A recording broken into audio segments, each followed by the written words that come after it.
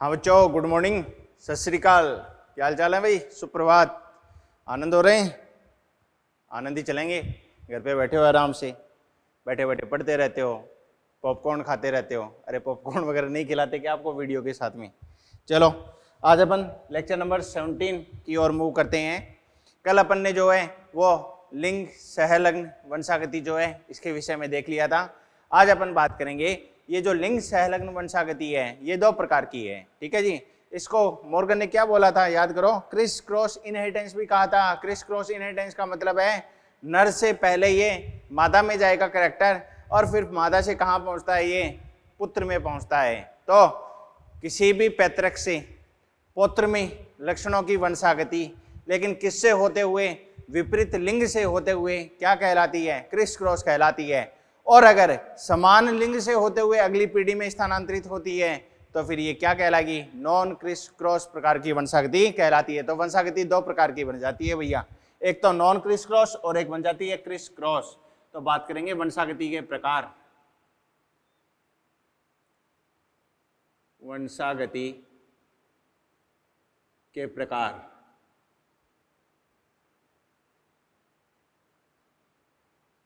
ठीक है जी। एक तो हो जाएगा क्रिस क्रॉस,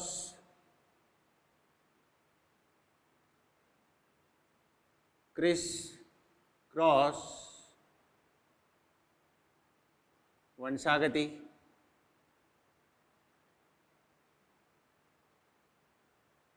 और दूसरी बन जाती है non criss cross वंशागति।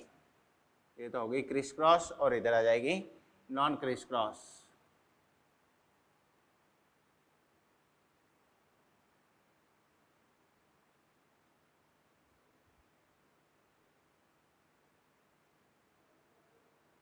Non criss cross वंशागति।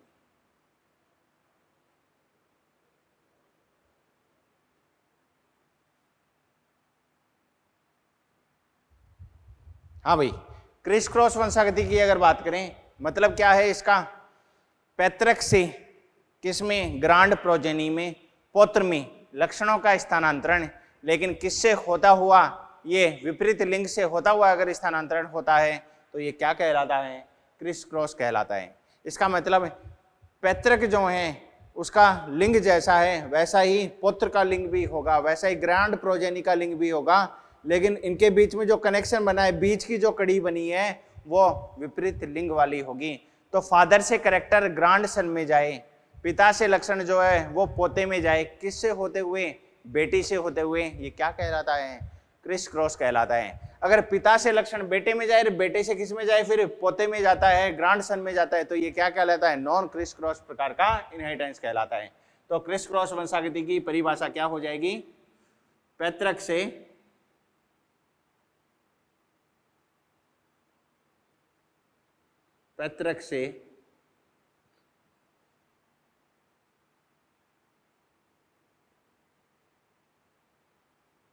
समान लिंग के पौत्र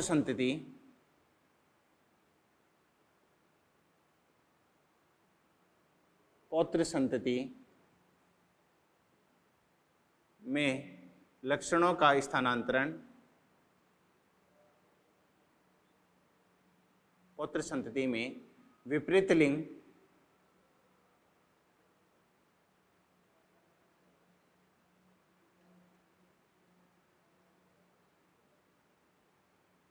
लिंग द्वारा लक्षणों का स्थानांतरण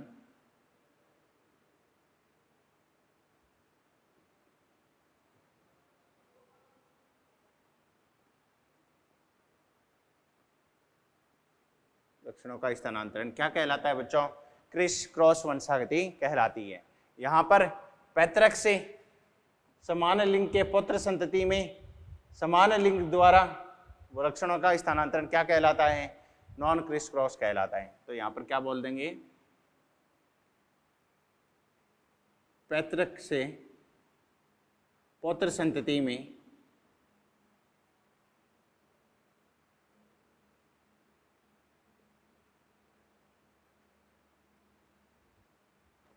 समान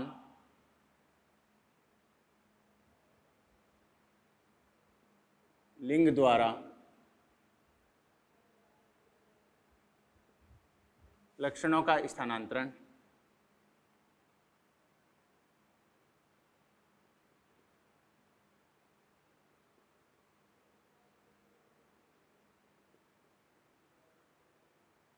लक्षणों का स्थानांतरण।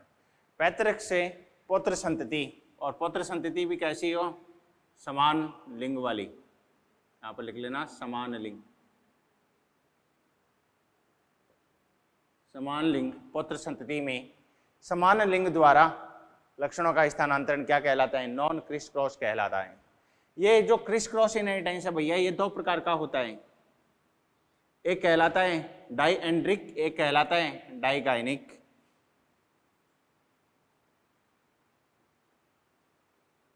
इंग्लिश में ही याद रखना है इसको, डाइएंड्रिक, डाइगाइनिक। डाइगाइनिक कह दो या डाइजेनिक कह दो, एक ही बात है, ठीक है जी। डाइएंड्रिक, यहां पर एक ट्रिक बना लेना, दो एंड्रिक, एंड्रिक का मतलब मेल, तो दो मेल नहीं होंगे, इसका मतलब होता है दो के बीच में एक मेल। अरे ट्रिक क्या बनी, दो के बीच में एक मेल। अगर बीच वाला मेल है तो दोनों तरफ कौन होगी, फीमेल होगी, क्योंकि अपन क्या बोल रहे हैं, पैतृक से समान लिंग के पुत्र में अगर फादर है तो ग्रांड सन हो जाएगा, मदर है तो ग्रांड डॉटर हो जाएगा, लेकिन बीच वाला कौन आ जाएगा, विपरीत लिंग वाला इंडिविजुअल आ जाता है। तो दो के बीच में एंड्रिक और दो के बीच में गायनिक, गायनिक का मतलब फीमेल, फीमेल अगर बीच में है तो दोनों तरफ कौन हो गए, मेल हो जाते हैं।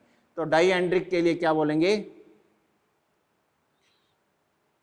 लक्षण का स्थानांतरण कैसे हो, एंड्रिक का मतलब मेल, तो फीमेल पेरेंट हो, मादा हो, मादा से लक्षण कहाँ जाए, मेल में जाए, नर में जाए, और मेल से फिर कहाँ स्थानांतरित हो, ये ग्रांड डॉटर में।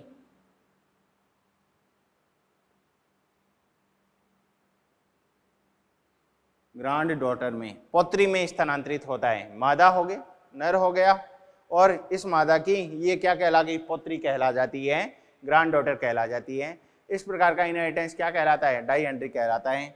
साइन के द्वारा अगर नोटेशन दूं तो ये फीमेल है, फीमेल से लक्षण कहाँ जाए, पहले मेल में जाए, और मेल से लक्षण कहाँ पहुँचे, फिर फीमेल में पहुँचे, तो ये क्या कहलाता है भैया, ये डाइएंड्रिक टाइप का इनहेरिटेंस कहलाता है।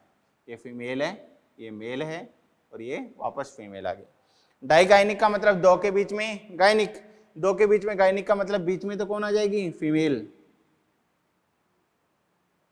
तो लक्षण कहाँ से आया है, मेल से, नर से लक्षण कहाँ आया, फीमेल में, और फिर फीमेल से कहाँ पहुंचता है, ग्रांड सन में, पौत्र में, पौत्र में इसका स्थानांतरण होता है। इस प्रकार का इनहेरिटेंस डाइगाइनिक या डाइजेनिक कहलाता है। साइन के नोटेशन के अकॉर्डिंग अगर बात करूं तो क्या बोलूंगा, मेल से लक्षण कहाँ गया, फीमेल में गया, और फीमेल से लक्षण फिर कहाँ गया, वापस मेल में गया। तो विपरीत लिंग से होते हुए वंशागति हो रही है, इसको क्या कहा जाता है, डाइगाइनिक या डाइजेनिक वंशागति कहा जाता है।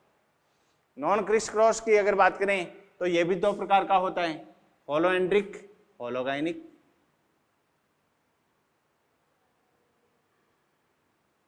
होलोएंड्रिक, होलोगाइनिक। होलोएंड्रिक का मतलब हो गया नर से नर में जाएगा और फिर वापस नर में जाएगा, मादा से मादा में जाएगा फिर वापस मादा में ही पहुंचेगा। इसका मतलब कैरेक्टर कैसे जा रहा है, ये तो हो गया फीमेल,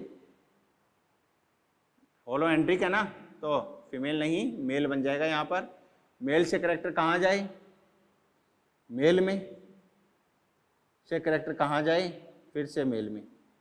अगर इसको मैं सिंपली रिश्तों की परिभाषा में बात करूं तो ये पेरेंट हो गया, ये इसका सन हो गया, और ये ग्रांड सन कहला गया। ठीक है, तो 3 बार मेल लिखने की बजाय मैं पेडिग्री के अनुसार इसको लिख देता हूं। पेडिग्री के अनुसार क्या हो जाएगा, ये हो जाएगा फादर, फादर से ये कहाँ गया, सन में गया, और सन से फिर कहाँ आ गया, ग्रांड सन में आ गया। तो इसका ये क्या बन गया, ग्रैंडफादर।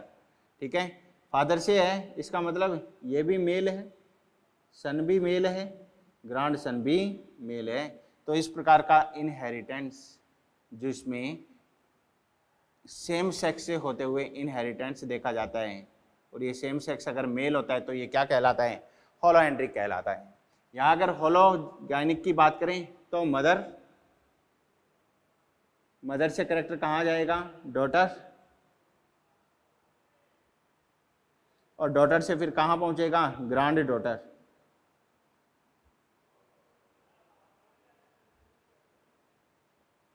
ग्रांड डॉटर में पहुंचता है। कहने का मतलब mother this one, daughter this one, और granddaughter this one same sex की हो जाते हैं सभी।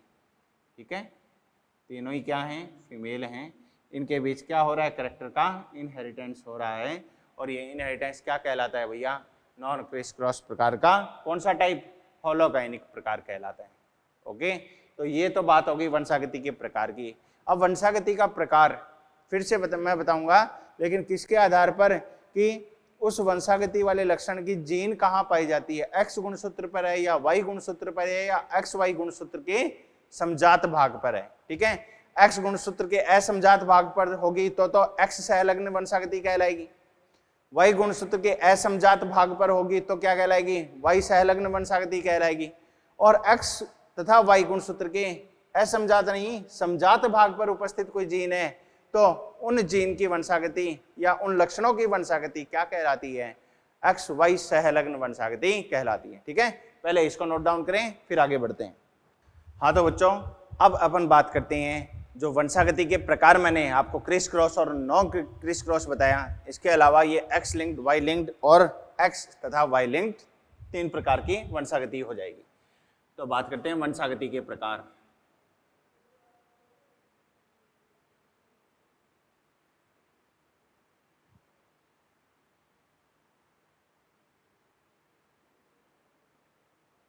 ये सहलग्नता के संदर्भ में मैं बात कर रहा हूं। सहलग्नता कैसी होगी, एक्स सहलग्न वंशागति।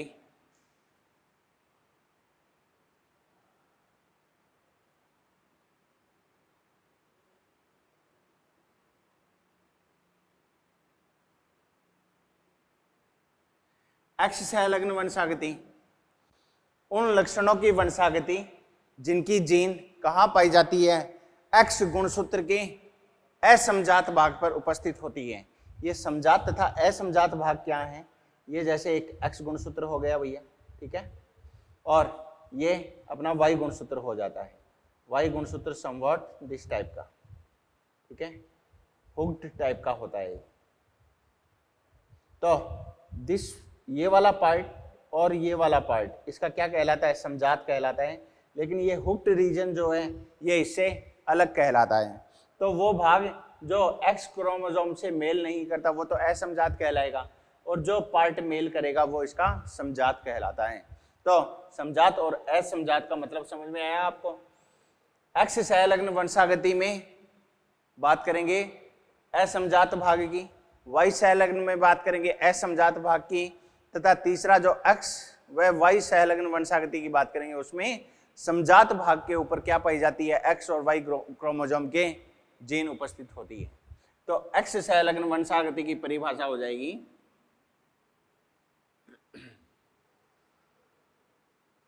उन लक्षणों की वंशागति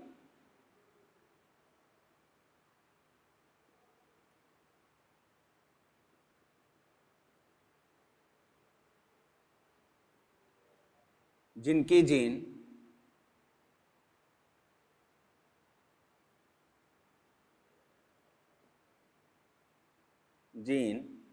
कहाँ होती है, एक्स गुणसूत्र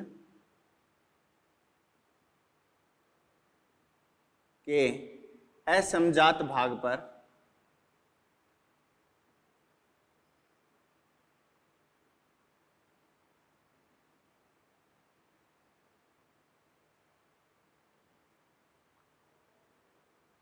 उपस्थित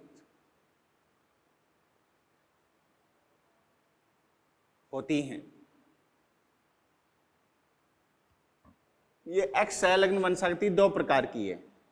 एक्स सहलग्न अप्रभावी, अगर नर में एक एक्स गुणसूत्र पर भी एलील आ गई तो अपना प्रभाव दर्शाएगी, लेकिन मादा में वो केवल वाहक बनेगी। मादा में तो प्रभाव तभी आएगा जब दोनों एक्स गुणसूत्रों पर एलील आ जाएगी। ठीक है, तो एक तो बनेगा एक्स सहलग्न अप्रभावी,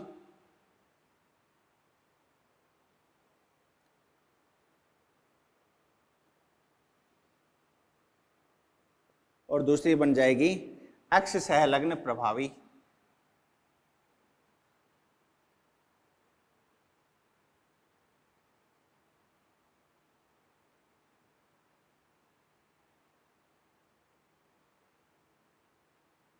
ठीक है बच्चों, एक्स सहलग्न अप्रभावी के उदाहरण की बात करूं, इन उदाहरण को आगे चलकर जब विकार पढ़ेंगे, आनुवंशिक विकार, उस दौरान समझाया जाएगा। यहां पर केवल नाम याद रखना है आपको।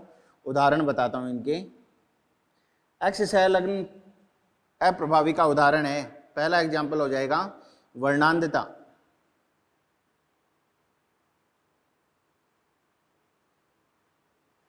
वर्णांधता, colour blindness.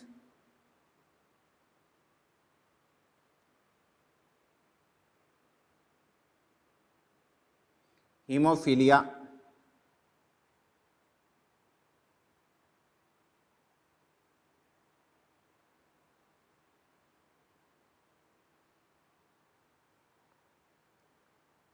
G6D, glucose 6 phosphate dehydrogenase deficiency,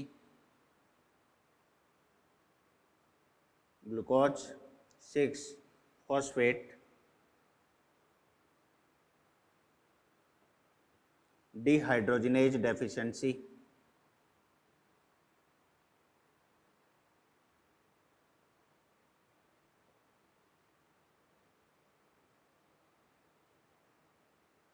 ये आगे चलकर विकार के दौरान पढ़ेंगे भाई कौन कौन से हैं, अभी बौखलाना नहीं है आपको। ठीक है ना।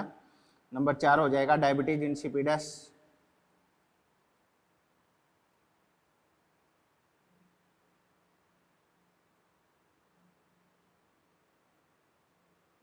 डायबिटीज इंसिपिडस एडीएच की कमी के कारण भी होता है, और डायबिटीज इंसिपिडस एक्स गुणसूत्र के असमजात भाग पर पाई जाने वाली एक जीन की डेफिशिएंसी के कारण, कमी के कारण भी उत्पन्न होता है।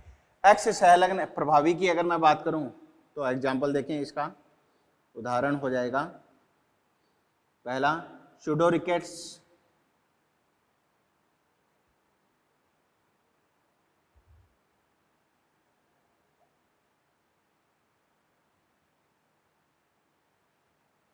रिकेट्स तो सभी जानते हैं। रिकेट्स बीमारी कौन सी है? अस्थि की विकृति से संबंधित ये बीमारी कहलाती है। ठीक है, जैसे ये किसी व्यक्ति की टांगे हैं, इन टांगों में विकृति आ जाए, तिरछी हो जाए, टेढ़ी हो जाएं अस्थियां, यूँ बाहर की ओर निकल जाएं अस्थियां। ठीक है, ये अस्थियों की विकृति कहलाती है, रिकेट्स कहलाती है। विटामिन डी की अल्पता के कारण होती है। लेकिन सुडो रिकेट्स जो है एक्स संलग्न प्रभावी विकार कहलाता है।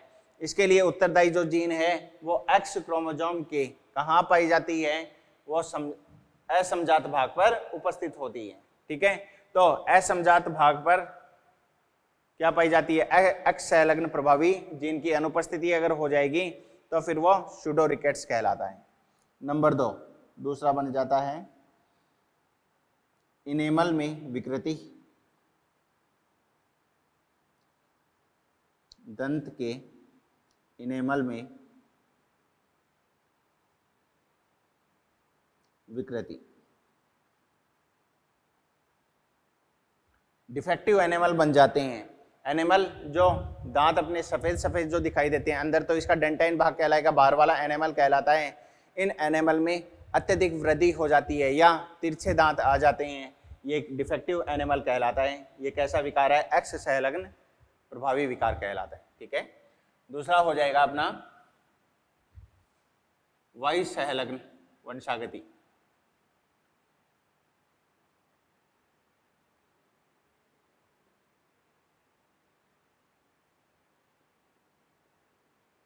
वाई संलग्न वंशागति, इसकी अगर बात करें तो यहां तो उन लक्षणों की वंशागति जिनकी जीन एक्स गुणसूत्र के असमजात पर पाई जाती है, उन लक्षणों की वंशागति जिनके लिए उत्तरदायी जीन जो है वो कहाँ उपस्थित होती है, वाई गुणसूत्र के असमजात भाग पर। उन लक्षणों की वंशागति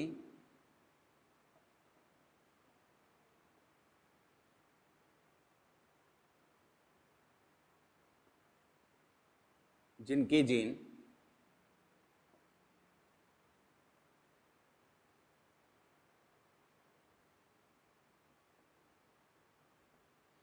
वाई गुणसूत्र के असमजात भाग पर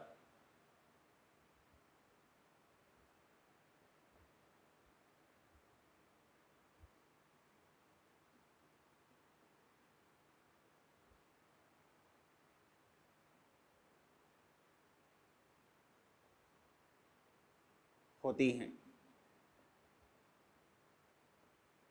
ठीक है, उदाहरण की बात कर लें।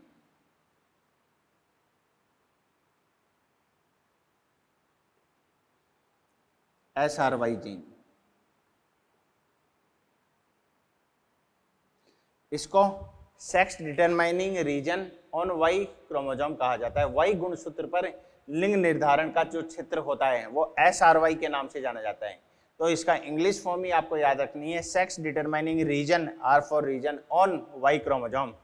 तो SRY जीन किसको रिप्रेजेंट करती है? सेक्स डिटरमाइनिंग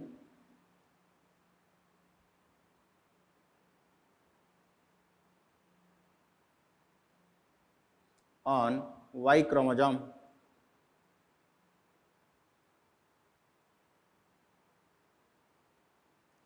वाई गुणसूत्र पर लिंग निर्धारण का क्षेत्र उपस्थित होता है, SRY जीन कहते हैं। ये जो SRY जीन पाई जाती है, SRY रीजन जो अपन बात कर रहे हैं, यहाँ की जीन एक उत्पाद बनाती है जिसको TDF जीन कहते हैं, टेस्टिस डिटरमाइनिंग फैक्टर जीन के नाम से जाना जाता है। और ये जो TDF जीन है ये एक प्रोटीन का निर्माण करती है जिसको TDF प्रोटीन कहा जाता है, टेस्टिस डिटरमाइनिंग फैक्टर प्रोटीन कहा जाता है। ये टेस्टिस डिटरमाइनिंग फैक्टर जो है ये वोल्फियन जो नलिका है, भ्रूणीय विकास के दौरान वोल्फियन नलिका का विकास करवाता है और क्या बनाता है? नर जनद का निर्माण करता है, मेल गोनेड का ये फॉर्मेशन करवाता है।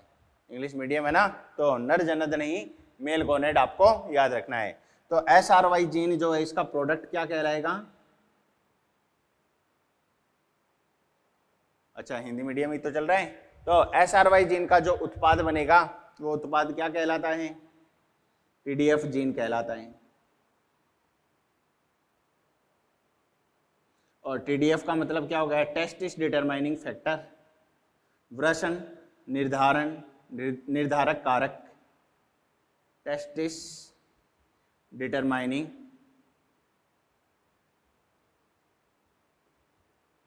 फैक्टर। ठीक है, ये TDF जीन क्या बनाता है? TDF प्रोटीन बनाता है।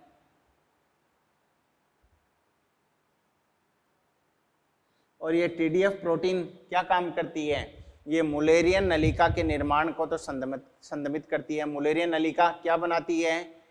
मादा जनद का निर्माण करवाती है। और किसको प्रेरित करता है ये TDF प्रोटीन? वोल्फियन नलिका के निर्माण को प्रेरित करता है। तो TDF प्रोटीन का काम क्या है? दो काम है। एक काम तो है वोल्फियन नलिका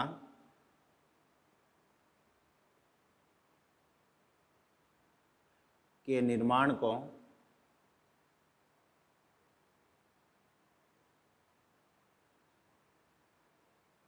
प्रेरित करना,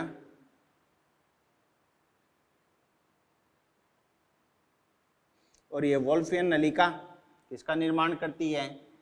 नर जनद का, नर जनद बनाती है, ये मेल गोनेड बनाती है। ये TDF जीन ही क्या काम करती है? मुलेरियन नलिका का संदमन करती है।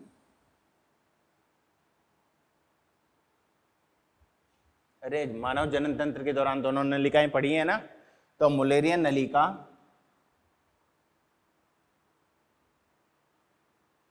के निर्माण को संदमित करती है।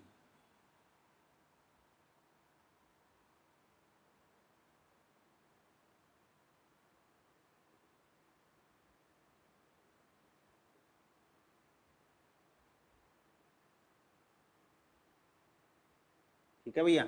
और मुलेरियन नलिका क्या बनाती है, कौन सा गोनेड, फीमेल गोनेड बनाती है, मादा जनन का निर्माण करती है। अब यहाँ पर बच्चे भूल जाते हैं कि वोल्फियन नलिका तो क्या बनाती है, मुलेरियन नलिका क्या बनाती है। एक ट्रिक बना लेना, W4 होता है वाइफ, वाइफ मतलब मादा, लेकिन ये उल्टा काम करेगी। ये W4 वाइफ, वाइफ मतलब मादा, मादा मतलब मादा जनत बनना चाहिए, लेकिन ये बनाती क्या है, नर जनत बनाती है। यहाँ पर देख लो M4 मेल, एक याद रख लेना इनमें से कोई सा भी, M4 मेल, मेल का मतलब नर जनत बनना चाहिए, लेकिन विपरीत काम करेगी। कौन सा, ये क्या बनाती है, मादा जनत बनाती है। तो जो भी कंफ्यूजिंग वर्ड होते हैं उनके लिए बायोलॉजी में कोई ना कोई ट्रिक जो है वो आपको बनानी पड़ेगी, अन्यथा कंफ्यूजन क्रिएट जरूर होगा। ठीक है, तो ये एक तो होगी SRY जीन, इसका उदाहरण। दूसरा एग्जाम्पल इसका जो है वो हाइपर ट्राइकोसिस है, तो उसको मैं यहीं लिख रहा हूं, दूसरा उदाहरण हो जाएगा अपना हाइपर ट्राइकोसिस।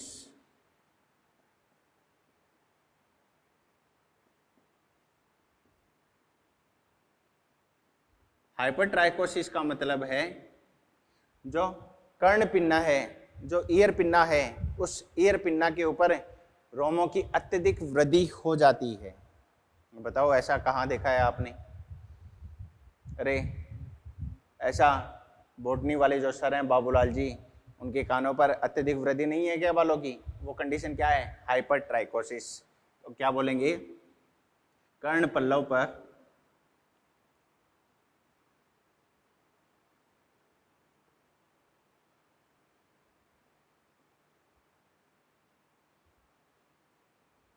अत्यधिक रोमों की वृद्धि,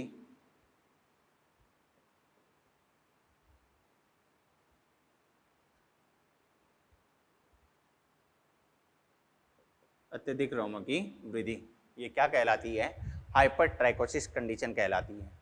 इसके दो एग्जांपल और भी हैं, एक है पोर्कुपाइन स्किन और एक है वेबडिटो, जो आज के दिन जो है नीट में नहीं पूछा जाएगा, पहले RPMT में पूछा जाता था। पोर्कुपाइन स्किन का मतलब होता है जाल रूपी त्वचा का होना। जाल रूपी त्वचा का मतलब खुरदरी त्वचा होती है। ठीक है, स्पेशल विशिष्ट क्या पाई जाती हैं, धारियां उपस्थित होती हैं त्वचा के ऊपर। तो पोर्कुपाइन स्किन और वेबडिटो ये एग्जाम्पल के रूप में आप याद रख सकते हो। वेबडिटो का मतलब है जो अंगुलियां हैं, इन अंगुलियों के बीच में त्वचा का प्रसार पाया जाता है। जैसे बतख नहीं होती क्या, पानी में तैरती है, उसकी अंगुलियों के बीच त्वचा का प्रसार पाया जाता है, वो भी वेबडिटो कहलाता है। ऐसा ही मानव में भी देखा जाता है, लेकिन ये बहुत ही अल्प संख्या में, बहुत ही कम मानवों में इस प्रकार की स्थिति देखी जाती है। एग्जाम्पल लिखने को लिख लेना, लेकिन पूछा नहीं जाता है। कौन सा एग्जाम्पल है, तीसरा और चौथा एग्जाम्पल यहीं लिख देते हैं। और ये जो X संलग्न वंशागति, Y संलग्न वंशागति, ये तो दो हो ही गई।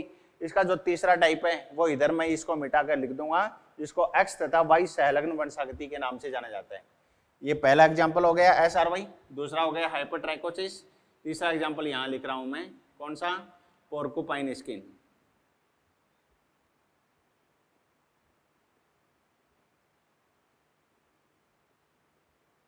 और चौथा एग्जाम्पल है अपना कौन सा भैया, वेबडिटो।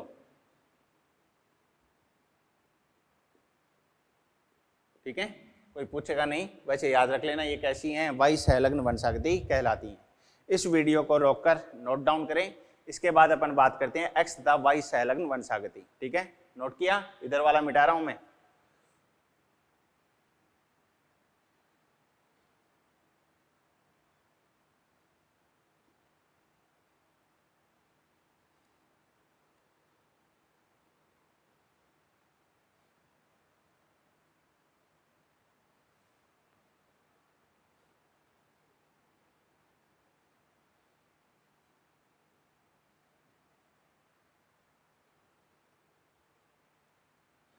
तीसरा टाइप हो जाएगा बच्चों, कौन सा, एक्स तथा वाई संलग्न वंशागति। अभी तक तो क्या बात कर रहे थे, उन लक्षणों की वंशागति जिनकी जीन एक्स या वाई गुणसूत्र के असमजात भाग पर। यहां क्या आ जाएगा, उन लक्षणों की वंशागति जिनकी जीन एक्स व वाई गुणसूत्र के कौन से भाग पर समजात भाग पर उपस्थित होती है वो वंशागति क्या कहलाती है? एक्स तथा वाई सहलग्न वंशागति कहलाती है। ठीक है जी, तो परिभाषा लिख दो। उन लक्षणों की वंशागति जिनके जीन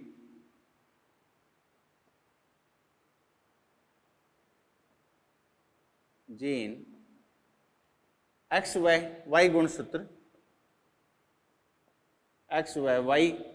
गुणसूत्र के समजात या असमजात समजात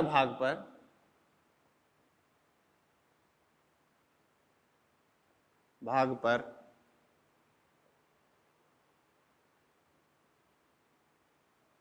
उपस्थित होती हैं। ठीक है, इसके उदाहरण की बात करूं, पहला उदाहरण है जीरोडर्मा पिगमेंटोसम।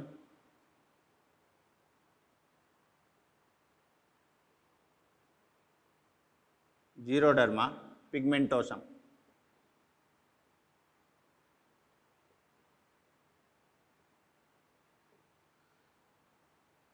जीरोडर्मा पिगमेंटोसम का मतलब क्या है? इसमें उम्र से पहले ही वृद्धावस्था दिखाई देने लगती है। और ऐसा किसके कारण होता है?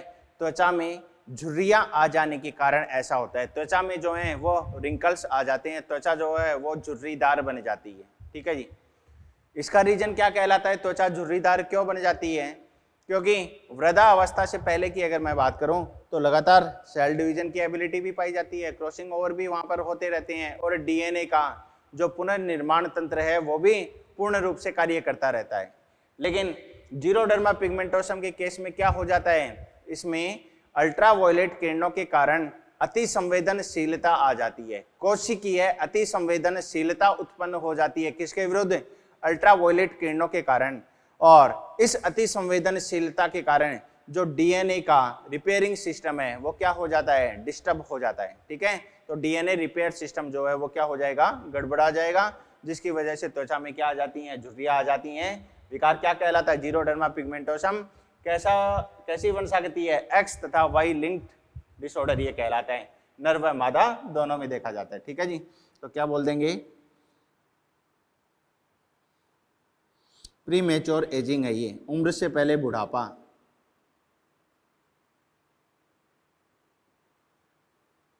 उम्र से पूर्व बुढ़ापा आ जाना।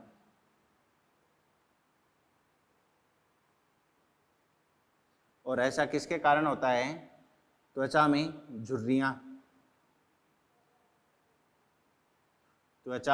झुर्रियों के कारण।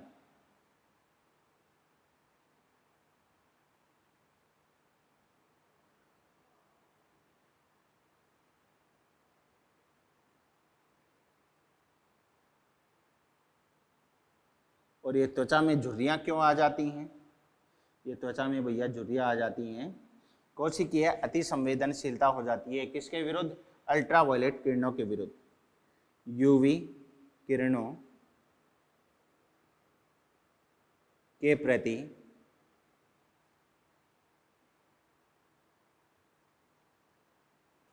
कोशिकीय अति संवेदनशीलता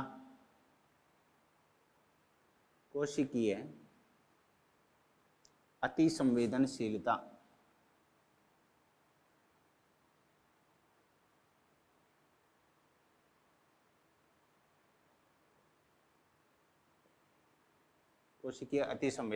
के कारण उत्पन्न होता है। इसी का ही दूसरा उदाहरण है एपिडर्मोलाइसिस बुलोसा। और इस एपिडर्मोलाइसिस बुलोसा में क्या हो जाता है बच्चों? इसमें जो है वो त्वचा बटकनी हो जाती है। कोई छोटी सी चोट भी अगर लग गई तो त्वचा जो है वो फट जाती है, वहां पर घाव बन जाता है। क्या कहलाता है? एपिडर्मोलाइसिस बुलोसा कहलाता है।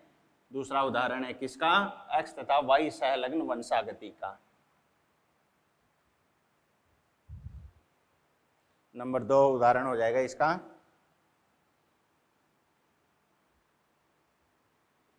एपिडर्मोलाइसिस बुलोसा। ये जो विकार है ना, इनको अंग्रेजी में याद रखना है भैया, हिंदी में नाम नहीं होता है इनका। इसी को हिंदी में लिखकर जरूर दे सकता है, एपिडर्मोलाइसिस बुलोसा। ठीक है, क्या हो जाएगा इसमें?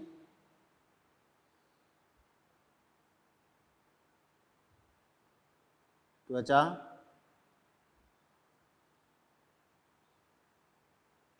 छोटी चोट लगने पर भी फट जाती है।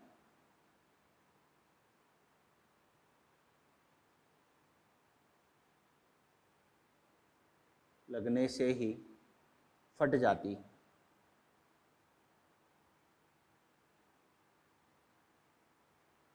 ठीक है बच्चों, तो ये क्या कहलाता है? एपिडर्मोलाइसिस बुलोसा कहलाता है। ओके, तो ये अपनी बात हो गई एक्स सहलग्न वंशागति, वाई सहलग्न वंशागति, एक्स तथा वाई सहलग्न वंशागति। क्लियर? इसके बाद अपन बात करते हैं लिंग सीमित लक्षण और लिंग प्रभावित लक्षण, उनकी बात करेंगे। पहले इसको नोट डाउन कर लें आप। हाँ तो बच्चों, बात करते हैं लिंग सीमित व लिंग प्रभावित लक्षणों की। पहला हो जाएगा लिंग सीमित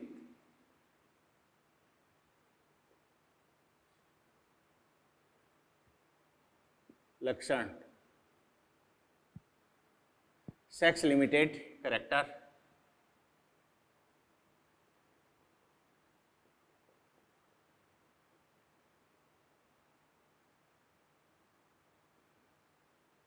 और दूसरा हो जाता है लिंग प्रभावित लक्षण, sex influence character.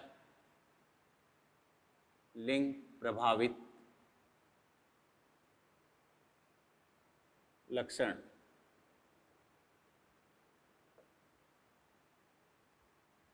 Sex influenced character.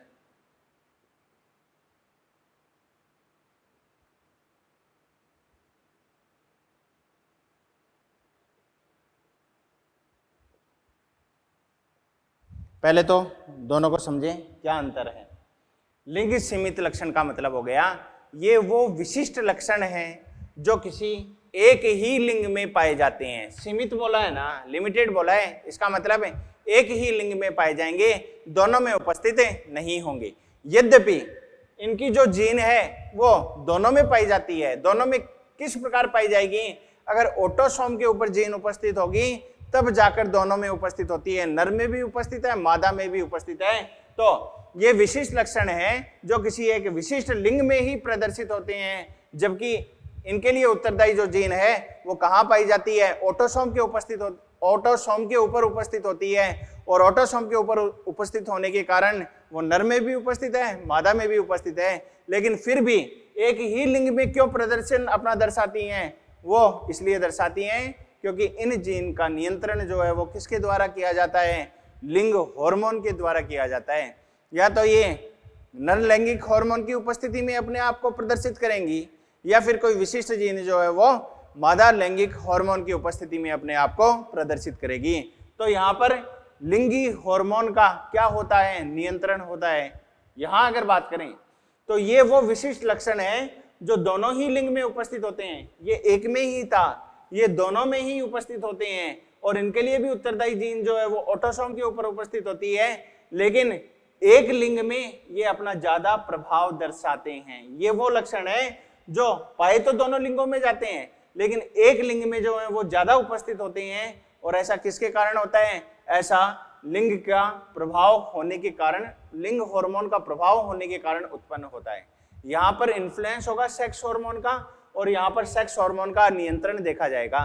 Sex hormone के नियंत्रण के कारण एक ही लिंग में, और यहाँ पर सेक्स हार्मोन के इन्फ्लुएंस के कारण, प्रभाव के कारण एक लिंग में ज्यादा उपस्थित होते हैं ये लक्षण। ठीक है, इसका उदाहरण तो बन जाएगा गंजेपन की जो वंशागति है, मानव में जो गंजेपन की वंशागति है वो इसका एग्जाम्पल बन जाएगा। इधर एग्जाम्पल बन जाता है जो द्वितीयक लैंगिक लक्षण होते हैं, जो सेकेंडरी सेक्सुअल कैरेक्टर कहलाते हैं नर में तथा मादा में, वो एग्जाम्पल बन जाता है। मुर्गे में कलंगी पाई जाती है, वो इसका एक एग्जाम्पल है। जो मोर होता है, नर जो होता है, नर मोर की मैं बात कर रहा हूं, उसके अंदर जो खूबसूरत पंख पाए जाते हैं, ब्रिलियंट कलर प्लूमेज पाए जाते हैं, वो भी एक इसका एग्जाम्पल बनते हैं। और ऐसे ही बात करें हिरण में जो सींग पाए जाते हैं, वो हिरणी में नहीं होते, हिरण में पाए जाते हैं। इसका मतलब है नर हिरण में पाए जाने वाले सींग भी किसका एग्जाम्पल है? सेक्स लिमिटेड कैरेक्टर का एग्जाम्पल कहलाते हैं। परिभाषा लिखें इनकी क्या क्या बनती है। लिंग सीमित लक्षण का मतलब ये वह विशिष्ट लक्षण है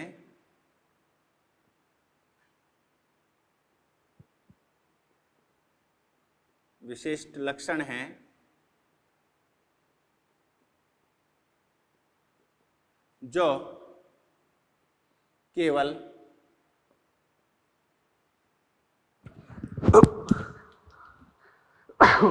सॉरी बच्चों, जो केवल एक ही लिंग में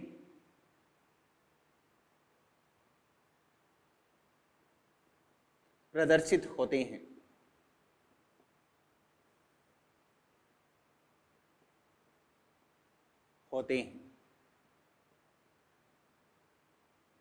हाँ जी, रेस्पॉन्सिबल जीन, उत्तरदायी जो जीन होती है,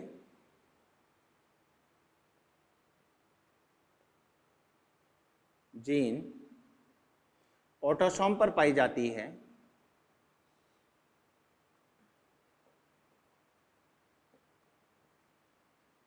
ऑटोसोम पर उपस्थित होती है,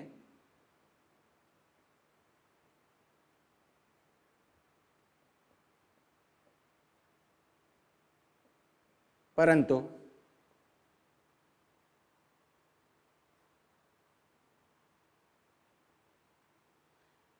ये जीन लैंगिक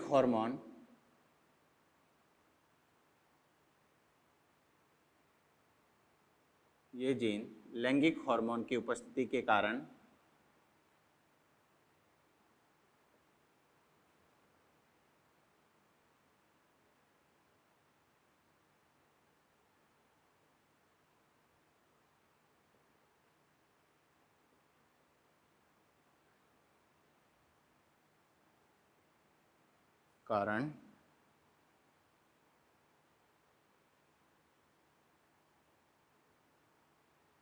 एक लिंग में ही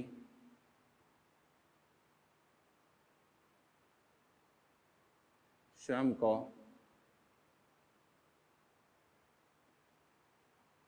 प्रदर्शित कर पाती।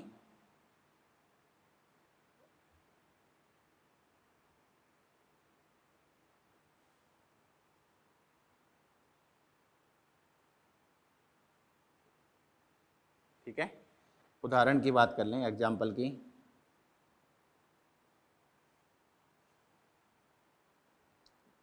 द्वितीयक लैंगिक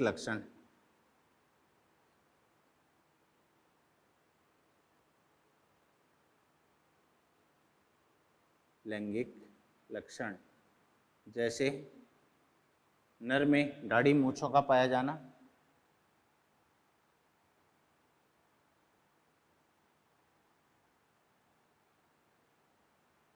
दाढ़ी व मूंछों का पाया जाना,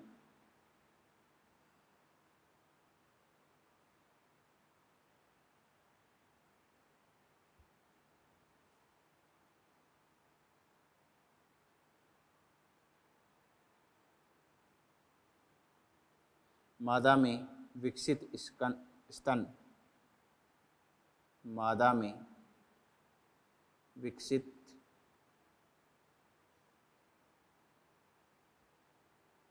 स्तन।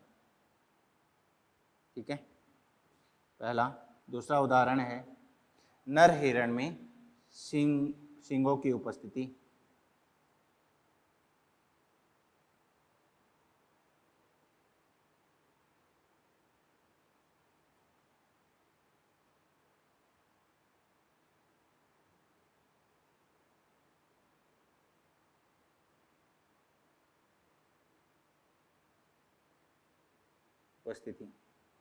तीसरा हो जाएगा मोर में खूबसूरत पंख, मोरनी में नहीं, मोर में खूबसूरत पंख। ठीक है, दूसरा बात करें वह विशिष्ट लक्षण जो दोनों ही लिंगों में उपस्थित होते हैं लेकिन एक लिंग में ज्यादा प्रदर्शित होते हैं। वह विशिष्ट लक्षण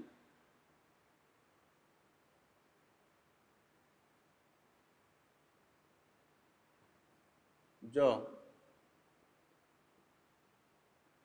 दोनों लिंगों में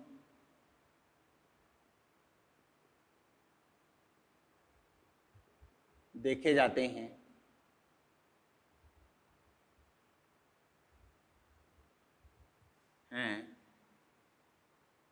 परंतु एक लिंग में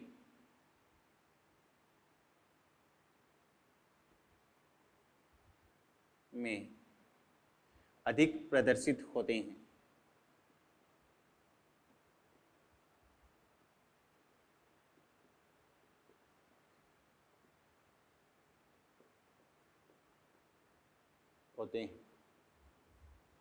उत्तरदायी जो जीन है वो ऑटोसोम पर ही मिलेगी।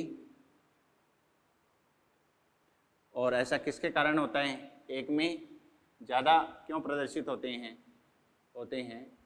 क्योंकि यहीं लिख देता हूँ उस बात को, क्योंकि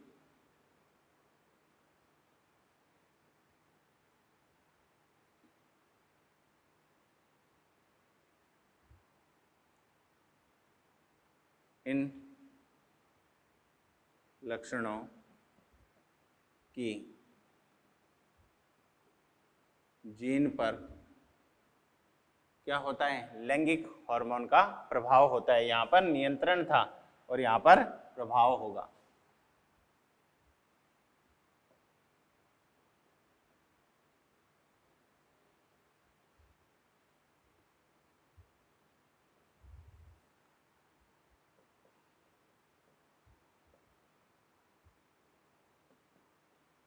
होता है, ठीक है। ये जीन पाई कहाँ जाती हैं? ऑटोसोम पर उपस्थित होती हैं। ये जीन भी ऑटोसोम पर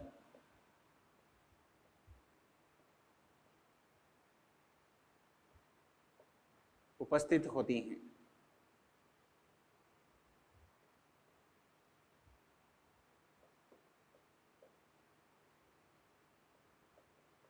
ठीक है, उदाहरण की बात कर लें।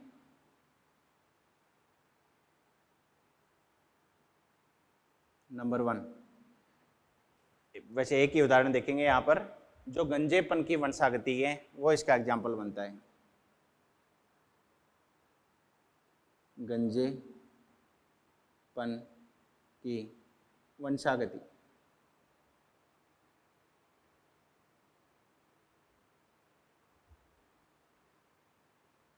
गंजेपन की वंशागति दर्शाने के लिए 2 जीन है भैया।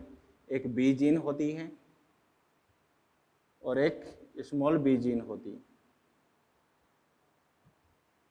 बी जीन गंजापन पैदा करती है, गंजापन पैदा करेगी, और स्मॉल बी जीन सामान्य लक्षण पैदा करेगी। ये सामान्य के लिए कहलाती है। जीनोटाइप बन जाएगा